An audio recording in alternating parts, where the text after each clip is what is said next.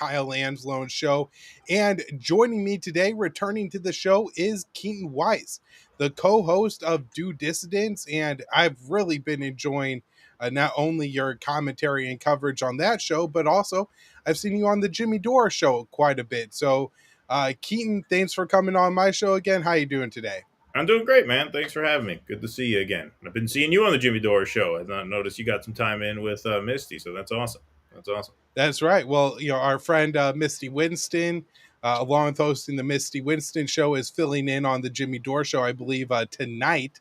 So after you're done watching me and Keaton, you could head over there and check out Misty. That's right. So I had some things I want to talk to you about today. This most recent story about the White House, maybe not so happy with Benjamin Netanyahu, although we talk about it. Marjorie Taylor Greene versus AOC. Will Epstein take down Trump, and what did Obama know? So starting off here, this story from Axios that came out yesterday, it's from Barak Ravid, IDF veteran. This is the official Israeli government man, right, in U.S. media. And he puts out this story. He's a madman. Trump team frets about Netanyahu after Syria strikes. Now, there's a lot of interesting stuff here. This story really focuses on how not Trump himself, it doesn't say, but members of his staff are increasingly frustrated with Netanyahu because he always resorts to bombing. They call him a madman. They say he's getting in the way of Trump's effort to make a new Abraham's Accord deal between Israel and the guy who calls himself the president of Syria, Abu Mohammed al-Jolani, or now Ahmed al-Shara. So, Keen, I'm wondering what you think of this. Is this just more fluff and bluster that we're getting, like this fake divide between Trump and Netanyahu, or do you think there's maybe some real tensions here this time around? Well, I mean, I think there have been real personal tensions all along. I don't think anybody really likes Netanyahu. I don't think anybody has a good, amicable, personal relationship with Netanyahu that's not strained by just constant tension. I mean, we could sense that when Obama was president. We could even sense there was some personal tension between Biden and Netanyahu. I remember reading how Biden in the early days, right after October 7th, said, Bibi, you can't just carpet bomb people, right? I mean, so I do think like all of these presidents wish he were easier to deal with. Therefore, it's not really so much question of do Trump and Netanyahu like each other. I don't think anybody really has genuine love for Benjamin Netanyahu. It's more a question of how subservient to Israel is the entire United States political machine, and I think the answer to that is quite obvious. And I think in Trump's case, add to that, well, we're going to talk about Epstein later, but you can add to that the very high probability, in my opinion, that Israel has blackmail material on him. And so, yeah, we're actually going to cover that piece tomorrow. So this is a nice little rehearsal for me. I haven't looked into that particular article yet. But yeah, my initial thought is that it's not really surprising that they think Netanyahu's a giant pain in the ass. It's just unfortunate that that's as far as it goes. They're not actually willing to, at the end of the day, cross him. Although I will say, we are starting to see, Huckabee, try and turn the screws on them in terms of declaring it not welcoming for Christians after the, row over the visas and the bombing of the Catholic Church. So, you're starting to see these personal relationships kind of strain. And I think to the extent there's reason to be optimistic about that, it is how that will reflect at the population level. I think, sentiment is turning against Israel so drastically at such a rapid pace that eventually that is going to affect power. Tragically, it will not do that fast enough to save Gaza. Well, yeah, unfortunately, I think you're right about that, and the polling certainly indicates that the American people are getting sick and tired of it. Unfortunately, those feelings haven't been reflected yet in Washington. One of the disappointing, I guess, for me, the parts about this story is it really plays up the angle that Trump was just upset here because he was going to make a deal where basically Washington is going to bribe Damascus and Tel Aviv into both announcing that, oh, we're friends now, we get along, we have normalized relations, a peace deal. In reality, the U.S. will sell Syria some weapons so they could kill Alawites and Druze. They're going to sell Israel some weapons, or just give Israel some weapons for free so they could kill Palestinians. And that's what Trump calls a peace deal. We saw this time and time again throughout the Middle East. And not over this issue in Gaza. And they really downplayed. I think a part of the story was they said, "What the f is going on?" because a church was bombed in Gaza, but relatively little attention being paid to what's happening in Gaza, West Bank, or to the Palestinians in general. It seems in the Trump administration. What do you make of that? Well, yeah, I mean, it's pretty much the same level of concern that Biden showed, which is next to none. I mean, every once in a while, you'll see Trump make a laughable statement. Like I remember a couple months back, he said, "We have to be good to Gaza because they've been through hell." I mean, what the hell does that even mean at this point? And we have seen quite a bit of outrage from the right in response to the bombing of this Catholic church. And, I think we're in a position where, we'll take whatever we can to get as many people as possible to turn on Israel. At this point, it's really all hands on deck in that respect, right? You can't look a gift horse in the mouth, I suppose. But at the same time, it does kind of stick in your craw, I think. I think it has to. That people like Marjorie Taylor Greene are all of a sudden outraged about the conditions in Gaza now that they bombed the Catholic Church, right? That is taking the culture war overseas, right? When there's a crime against Christians, that's when a lot on the right start to pay attention. Which, like I said, man, like I'll take it. I'd rather them, give Israel grief than not. It is a shame that it takes that though. Right. I guess in the good part, at least it means they're somewhat philosophically consistent, right? If they say they really just are concerned about the lives of Christians, then when Israel is killing Christians, you have to take some kind of stance against that. And so at least she's a principle there. Now, Marjorie Taylor Greene also apparently recently discovered that Israel has nuclear weapons, and this sent her on a little bit of a mission and tried to strip $500 million out of the National Defense Authorization Act. And then she gave this speech on the floor of the House. So I want to play a clip from it. My amendment would strike $500 million in funding for nuclear-armed Israel's missile defense system. And it's important to phrase it that way. Israel is a nuclear-armed nation, which is very capable of defending themselves, and they have been proving that so as we've watched on the world stage. The U.S. already provides Israel with $3.8 billion annually in foreign aid. $3.8 billion, that's a lot of money. Additionally, the April 2024 security supplemental included $8.7 billion for Israel. That is nuclear-armed Israel. And during the recent 12-day war, the U.S. used 15 to 20% of our terminal high-altitude area defense missiles stockpiles defending nuclear-armed Israel, which cost us over $800 million. The $500 million provided in this bill will fund Israel's, that is nuclear-armed Israel's, missile defense system, the Iron Dome, David Sling, Arrow system. Yet Israel is a nuclear-armed nation. That's a pretty big deterrent for any of their enemies. Any nation that has a nuclear bomb has the greatest threat against their enemies. U.S. aid typically accounts for 15 to 20% of Israel's defense budget, even though Israel, nuclear-armed Israel, has universal health care for their citizens and subsidized college for their citizens. They're able to provide that. However, here in America, we're $37 trillion in debt. So, Keaton, I guess, I found this statement interesting just because everyone assumes that the anybody who's against Israel is pro-Palestinian, and those are only progressive Democrats.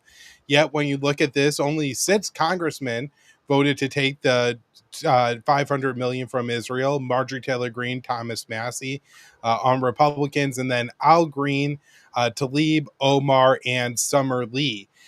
Notably, AOC is not on that list. She put out a tweet and it said basically that, this is for defensive weaponry, the Iron Dome. And so she is always going to vote for things that save lives. And so, Keaton, I'm wondering your take on Marjorie Taylor Greene here seeming a little bit more progressive than AOC.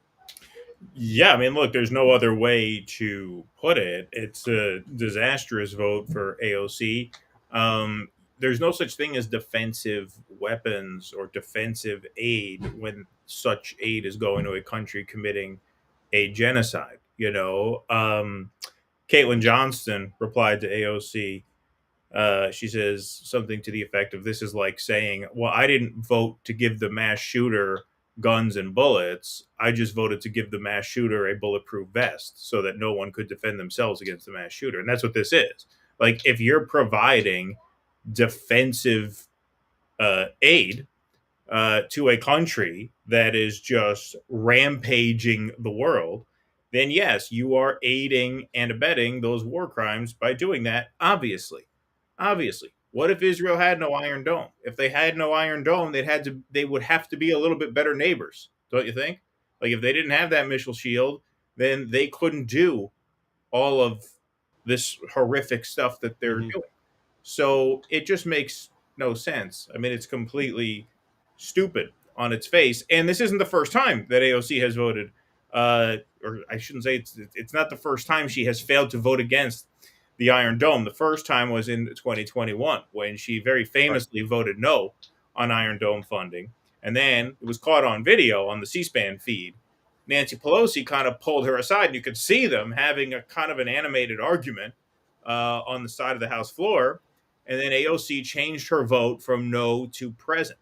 And so, it's my opinion that whatever was said in that conversation not only informed that vote, but informed this one as well. And you don't know, man. The Israelis are gangsters, man. You have no idea what Nancy Pelosi said to her.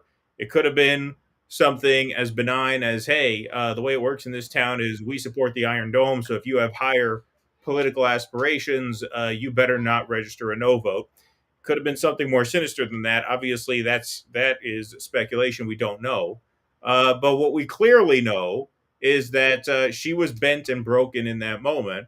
And she caved. And you could actually see, it was a big story at the time, that she was seen crying after she was persuaded by Nancy Pelosi to switch her vote from no to present. And so she's been terrible on this ever since. It didn't take long to break her. It didn't take much to. And now she doubled down. She fired off another tweet today, basically calling Marjorie Taylor Greene a neo-Nazi. I don't work with neo-Nazis is basically the formulation that she made. Well, why did Rashida Tlaib then work with a neo-Nazi? Why did Ilhan Omar work? Like, what does it say about them if that's the formulation you're making? So there's no good answer for this for her. It's a disastrous vote. It's predictable, though. I mean, the people who have been really paying attention, I think, could have seen this coming. She even said, I don't know what the context was. I think it was just like a social media video, maybe one of the Instagram lives that she does from time to time, about how we have a responsibility as the United States to provide Israel with defensive aid. That was just a few months back. So it's really not surprising. It is disgusting, and she did catch a lot of flack for it, which she deserved. But this is now basically her MO, going back at least the last 4 years.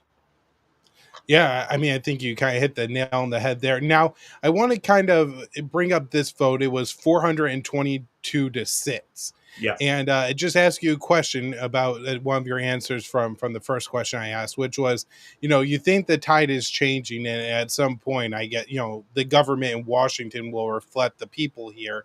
You say it won't be in time to save Gaza, and I certainly agree with that. But it seems like at this point in time, people don't give up their seat in the House unless they get promoted to the Senate or they die. And so AOC could well sit in this seat for another 50 or 60 years. And there's a lot of members of Congress like that. And if she's controlled, as it seems like she is, then what are the chances, even in the next decade or so, do you think that we see this political shift that's obviously occurring among the American people actually reflected in Washington? Well, this is the really challenging thing, is that if you look at the polling, we did a segment on our show last night uh, about the new round of Atlas Intel polling, both in terms of Trump's favorability rating, the generic ballot for 2026, and just looking at issue by issue, not only where people stand on these issues, but how they rank them in terms of importance. Dead last was Israel Gaza. Dead last. That was last. Ukraine, Russia was second to last. Unfortunately, foreign policy is just not something that animates large swaths of the American population, even in dire times like this, where you have World War III burning hot on two burners, three if you count China.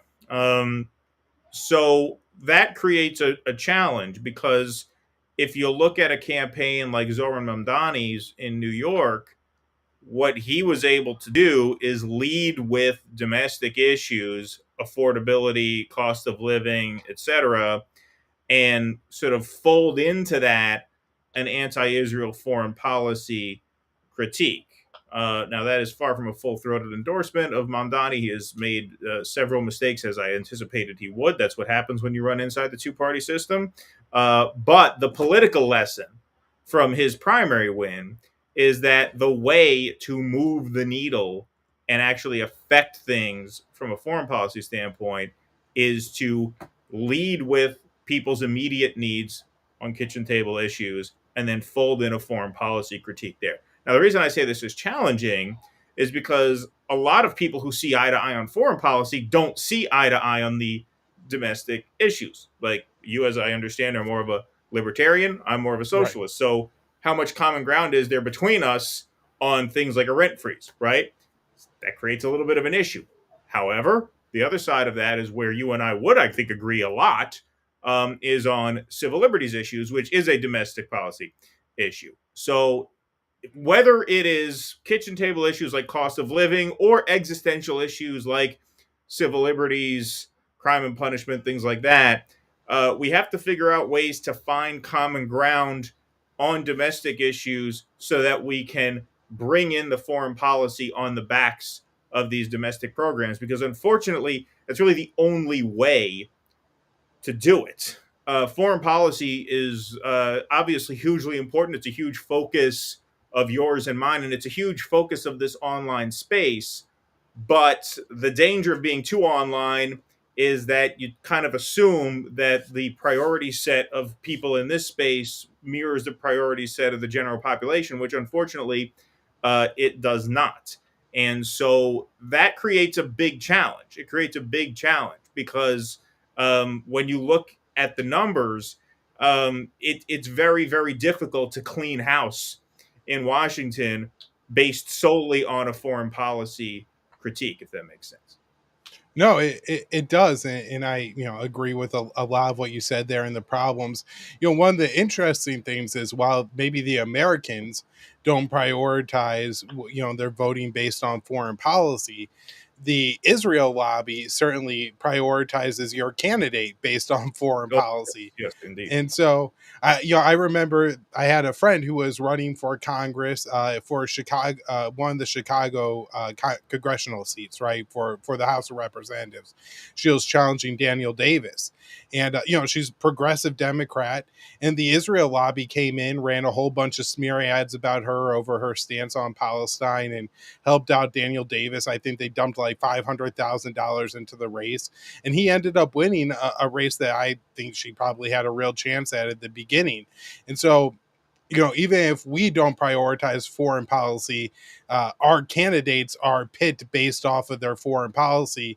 When you go to the general election ballot box, which is when most people, I think, even minorly pay attention to who their congressman is, and so that's kind of an interesting dynamic there. Now, 100%. I mean, fealty to Israel is the price of admission. Max Blumenthal tweeted out something to the effect of, AOC being backed by pro-Israel forces from the very beginning, which I hadn't looked into that thoroughly, but I certainly trust Max as a source. And if that's true, that says a lot. It says that even someone who presents as progressive as AOC still, has to pay that ticket price at the door in order to get to Washington. It's a huge problem, obviously. so Keaton, I want to move on and tackle a subject that through the years I haven't spent very much time on. I focus almost exclusively on foreign policy, but this issue is, at least in the popular rhetoric around it, is increasingly tied to foreign policy and those who speculate on what control the Israeli government has over our own government, and that is Jeffrey Epstein. Now, we're still talking about Epstein. I can't believe we're still talking about Epstein. Can't well, believe you right, don't just let it go. It's so boring. Yeah. Well, that is the clip of Donald Trump that I want to play for you. This is actually a little bit of a montage of statements from Trump and the Trump administration, and then we'll get into it. I don't understand why the Jeffrey Epstein case would be of interest to anybody. It's pretty boring stuff. It's sordid, but it's boring. Credible information, let them give it. Anything that's credible, I would say, let them have it. They've got videotape, and all of a sudden they don't. You have the director of the FBI on this show saying there's no if there was, nothing you're looking for is on those tapes. Like, what? Why did they say there was thousands of hours of tapes of people doing horrible? Why did they say that? Right. Didn't Pam Bondi say that? It's a very delicate subject, but we should put everything out there and let the people decide it. I agree with the sentiment that we need to put it out there. And Pam Bondi, I don't know. When she originally made the statement, I think she was talking about documents, as I understood it, that were on her desk. I don't know that she was specific about a list or whatever, but she needs to come forward and explain that to everybody. And I think Pam Bondi is turning it over to somebody else now. But whatever they have, it needs to be transparent. It needs to come out. I don't know what they have. I mean, this all just came to a head, and we'll see. But on all this, it should be transparent. The American people need to see what's in there. And that's not hard. We need a special counsel. That has got to happen. There has to be a special investigation into this if we aren't going to be provided information. And so this is certainly important, and I want answers. Whatever she thinks is credible, she should release. So, I find the interesting part about all of this is another issue that really divides Trump from his base, and where you see the American people turning against Donald Trump and his administration. And yet this, unlike foreign policy, I do think is something that people would care a lot about and vote on. So Keaton, even if Trump never was blackmailed by Jeffrey Epstein, never touched an underage girl in his life or anything like that, I wonder if Jeffrey Epstein will be the one to bring down Donald Trump. Well, I mean, speaking of polling, which we talked about in the last segment, according to Atlas Intel, which was the most reputable pollster of the last two cycles, extremely accurate, within 1 point error, both the last two cycles. He is at an all-time low in his second term in terms of favorability, which you could see coming because the Epstein issue is foundational to MAGA. Not only is it on its face an issue that is very emotionally charged, you're talking about grotesque crimes against defenseless children and minors, but thematically and philosophically, this really gets at the cultural divide, which defines a lot of the political divide, which is that, MAGA, broadly speaking, or even beyond MAGA, just I would say conservative politics, broadly speaking, is rooted in this struggle between traditional Americans, simple, salt of the earth, God-fearing, family-oriented people, and then it's them versus the elites, and the elites in their construction of this are godless, hedonistic, World Economic Forum, own nothing and be happy, just live for the moment, live for pleasure. That basically traditional Americans versus like lizard people is basically the way it breaks down. And the Epstein story is really a core part of that because it was the right for so many years that was obsessed with child trafficking and getting to the bottom of human trafficking. Do you remember when that movie Sound of Freedom came out? Yep. And it was this major cultural moment on the right where all these conservatives were going to see it and rallying behind this movie, and it did tremendous box office. And then you had, the snarky coastal liberals, trashing it and, Atlantic Magazine op-eds or whatever. So inject the Epstein case into that debate, it obviously becomes core to the traditional American side of the argument. Like Epstein and that whole clique of, I won't use the word on YouTube, but we all know what we're saying here. That whole clique of people who partake in sex with underage people, they are emblematic of that band of elite hedonists who are crushing the traditional salt of the earth, God-fearing Americans. And so that divide really makes itself felt in this issue, which is why there simply is no getting around it. There's no talking around it. There's no excusing it. There is just no way for Donald Trump to escape this trap. And I know we're going to talk about the Russiagate stuff next. That is, I think, a huge part of why Tulsi put out this report, because they're trying to tap into other issues that are core to MAGA to try and see if they can gin the base up about something else that'll get them to maybe forgive and forget the Epstein debacle. It is not going to work. It is not going to work. This is so foundational to MAGA. This would be like in 2016, in October of 2016, Donald Trump were to come out and say, you know what, on second thought, the wall is a stupid idea. I'm not promising the wall anymore. Like, at that point, his support would implode. The wall in 2016 was the metaphor for the whole Trump movement, much in the way that the Epstein case becomes emblematic of the philosophical divide between left and right, broadly speaking now. And so it's a disaster for him. It's an absolute disaster, worse than the Iran strike, which I didn't think you can get worse than the Iran strike. Like, I thought that was going to be the most damaging to Trump. But talk about a hold my beer kind of moment. This is worse than that for him. Much worse. Well, and it seems like it's getting like, as this story goes on, and as I guess Trump's opposition to it is giving the liberal media some more coverage to tackle the Jeffrey Epstein situation, which for years I think they would have just kind of dismissed as, oh, this is a conspiracy issue. You had I believe, Wall Street Journal putting out a story on how Trump wrote a little letter to Jeffrey Epstein for his 50th birthday, and he drew a picture signing his name on the lower half of a woman, which I guess was supposed to be a big deal. And then Donald Trump puts out a statement saying that he's going to sue the Wall Street Journal. I think they are talking about like a $10 billion lawsuit. Yep. And he's going on, Keaton, about how his poll numbers are up. And I did watch your episode of Due Dissidence on this, and I saw your analysis, and I definitely agree with you on the importance of Atlas polling. And so I actually pulled up 3 poll results that Atlas did, particularly on the Epstein issue, looking at how Americans were responding to it. This first poll asked Americans, how has handling the Epstein case affected your view of Donald Trump? And while the majority of Americans, 56%, say no change, 41% say it worsened my view. Yeah, only 2.4% say it improved.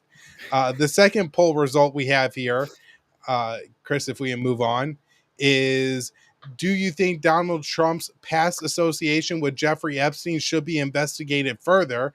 And so Donald Trump says there's nothing to see here. 64% 84%, almost 2/3 of Americans say it should be investigated further. And this last poll I thought was maybe the most damning, which is how important is the Jeffrey Epstein scandal when you decide to vote in the 2026 midterms? And the most common result, 37% of Americans said it was very important. So this seems to me like it is going to do massive damage to the Republican Party in general, but particularly to Donald Trump. So do you think this has a big impact, political impact in the U.S. going forward? For sure. Yes. I mean, that number is crushing. That 41% of people, hold a more negative view of Trump in light of this Epstein file disaster. I mean, that's huge because look, don't forget, you got about 30% of Americans love Trump, 30% of Americans hate Trump, right? Which means, you're talking about, reflected in those two sets, the Democrat and Republican base. You're talking about lifers, right?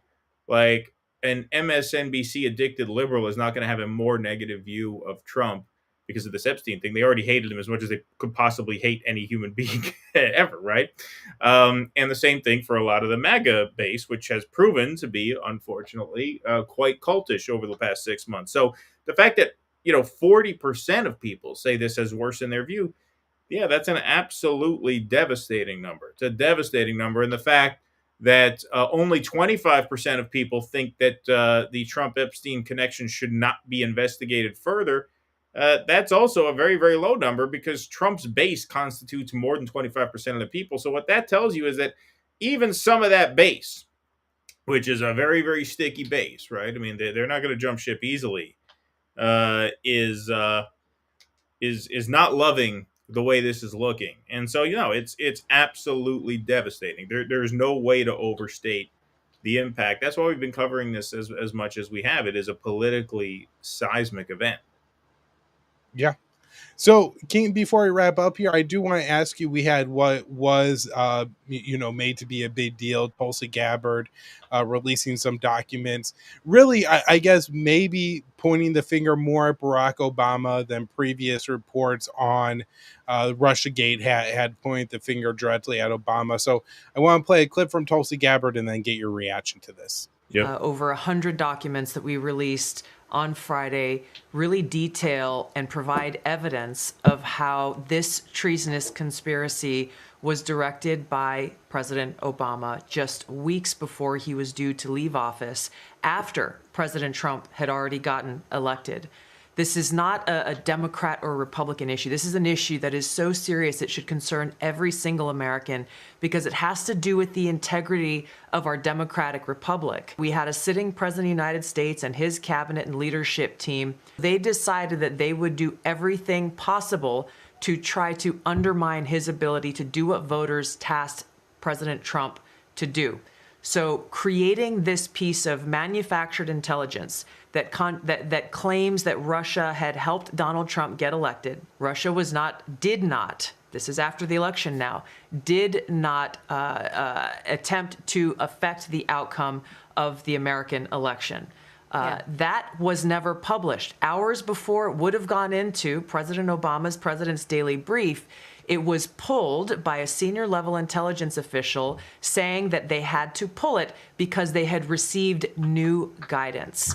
The very next day, this meeting was called, a National Security Council meeting. That meeting was coming from President Obama directing the intelligence community, then Obama's ODNI director Clapper, to produce a document, to produce an intelligence assessment that detailed not if, but how Moscow affected the outcome of the election that had already occurred, electing Donald Trump to the presidency. This document that they published in January of 2017 was the foundational groundwork that they continued to reference over and over and over again to enact this years-long coup against President Trump. So in some respects, I think Tulsi made some good points here, but I watched the latest episode of Due Dissidents, and I thought you had a pretty interesting take on this, and so I wanted to hear your thoughts, Keaton. Sure. Well, I mean, the takeaway from this is that Russiagate was a political hit job against Trump, which I think we knew that already. We didn't have a show at the time that this was really going on, but I remember, at the time that the media was obsessed with this Trump Russia connection and this Trump Russia collusion narrative. I remember getting into a lot of arguments with a lot of friends of mine. As a matter of fact, one liberal friend of mine wanted to start a podcast with me in 2017, and the reason it never got off the ground is we started fighting over Russiagate, and I guess we realized that we weren't going to make a great team behind the microphone because we were so at each other's throats over this issue. So yeah, like, you don't have to convince me that it was a manufactured Democrat hit job, and that to me is the revelation of sorts in here. I mean, what you're seeing here, according to Tulsi and according to the materials that she put out, essentially there was going to be a presidential daily brief in early December, which was going to minimize the impact that Russian interference efforts had on the election. Now, one thing to note there is that when they say Russian influence efforts, there were two sort of versions of that. One was, okay, Russia is interfering potentially with the integrity of the voting systems themselves, like manipulating vote counts, tampering with registration rolls, things like that. And then the other form of interference was the propaganda, the troll farms. We all heard about the memes that they made on Facebook, which I always thought was just a nonsense argument. I think in a free society, I think the First Amendment not only guarantees our right to speak, but it also protects our right to hear other people's speech. So what difference does it make to me as an American voter if I'm seeing a meme posted by a Russian or by an American? It's still the same content. Now, you could not like that Russia is producing political materials in order to interfere in our democratic process. Fair enough, but that shouldn't reflect on any particular candidate unless there is conspiracy between the said candidate and the foreign government, which the Mueller report said was not there. So yes, it was a bullshit nonsense story. And yeah, I believe that Barack Obama probably felt a lot of pressure from the Hillary Clinton team. They really wanted to exonerate themselves of having blown it all on their own and lost to Donald Trump. There were many reasons why they would want to do that. The first thing, of course, is they wanted to stave off this sort of insurgent progressive wing of the party that felt very vindicated after Hillary Clinton lost. There were a lot of Bernie bros saying, hey, it should have been Bernie. Bernie could have won, right? And if they could blame the loss on Russia, then that would be one way of staving off that more progressive wing of the party. They also don't want to look like total screw-ups because they want to keep donor money coming in. So they had all kinds of reasons to smear Trump in this way, and I did not condone any of it. I condemned it very loudly. I condemn it to this day. I think it was very sleazy. It was very manipulative. It was very dishonest. Does it rise to the level of a treasonous conspiracy? In my opinion, it does not. And if it does, then what would you call January 6th, if not a treasonous conspiracy? Like, if painting a president as illegitimate and undermining the legitimacy of an elected president is tantamount to treason and a treasonous conspiracy, well, Donald Trump is certainly guilty of that 10 times over. Not only did you have January 6th, what do you call his phone call with the Secretary of State in Georgia saying, find me the votes that I need to flip Georgia red? The January 6th event itself, 4 years of constant insistence that Joe Biden was an illegitimate president, right? If Obama's actions constituted treason, which I don't think they do, then certainly Trump's would. And once again, I don't think Trump is guilty of treason. I'm not saying that he's guilty of that. I'm saying you can't have it both ways. If you're going to insinuate that Barack Obama needs to do time for spiking that PDB memo, then the case is open and shut against Donald Trump that he participated in treasonous conspiratorial actions of his own. One more thing, just the cherry on top. If you remember, last summer, the Supreme Court ruled that presidents have immunity for any actions they perform in office that constitute official duties. Mm-hmm. So an unofficial duty would be if you just go rob a bank, and you're a sitting president, you could be prosecuted for that, since that is not an official duty. But certainly ordering an intelligence review of an election is considered within the purview of the president, which means Barack Obama had the constitutional authority to do that. Now, did he abuse that? Did he do that dishonestly and for dishonest reasons and for rotten ends? Yeah, of course he did. Is that treason? Well, if that's treason, then you got a whole lot of charges against Donald Trump that you're going to have to bring. Well, I'm not sure I agree with you on the comparison to January 6th, but certainly the last point you made that Donald Trump's executive immunity, I do think would have to absolve Obama here. And, I'm not a big fan of going after political opposition anyways. I think it's a good way to destroy your society and bring about political violence. So, well, look, on the January 6th point, if I could just say that.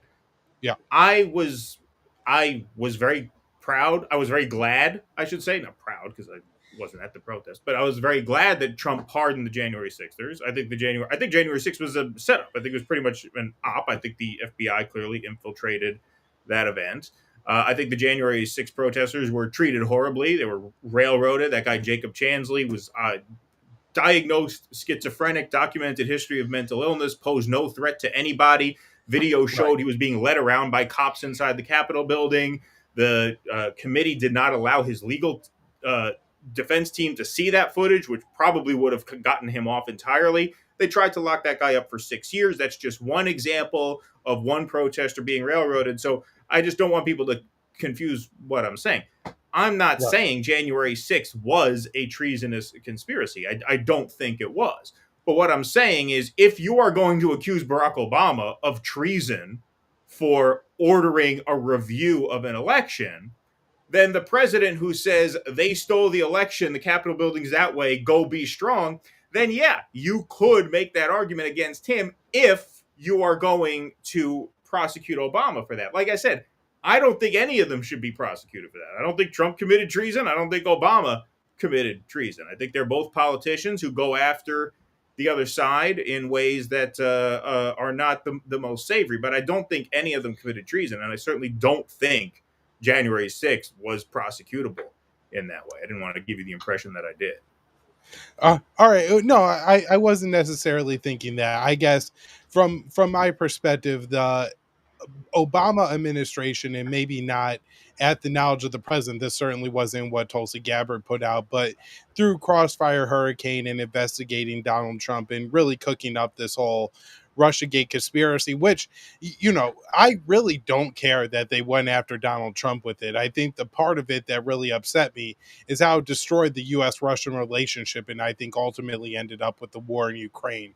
That's what makes that such a horrific act, where, Donald Trump was kind of just acting and tweeting on his own on January 6th, and everything he said out of office, he didn't really have the power of the intelligence community behind him to. But I do understand your point that he was, trying to undermine the legitimacy of the Biden. Right. He was saying he's not a legitimate president, right? I mean, that's the point in question here. I mean, obviously, the political implications of these things differ, right? But if we're just talking about boiling it down to the act itself, the act of making up bullshit that undermines the legitimacy of a sitting president, if that's treason, then both Obama and Trump are guilty. All right, Keaton. Well, it's not treason, but if you're gonna apply it one way, you got to apply it both ways. That's the way I feel about that. All right, Keaton, we should wrap it up there. Thank you so much for coming back to the show today. I hope we could do it again sometime in the future. And everybody, check out Due Dissidents and Misty Winston or the Due Dissidents guys whenever they're hosting Jimmy Dore. Thanks, Keaton. Awesome. Thanks, man. Thanks, guys. Have a great one.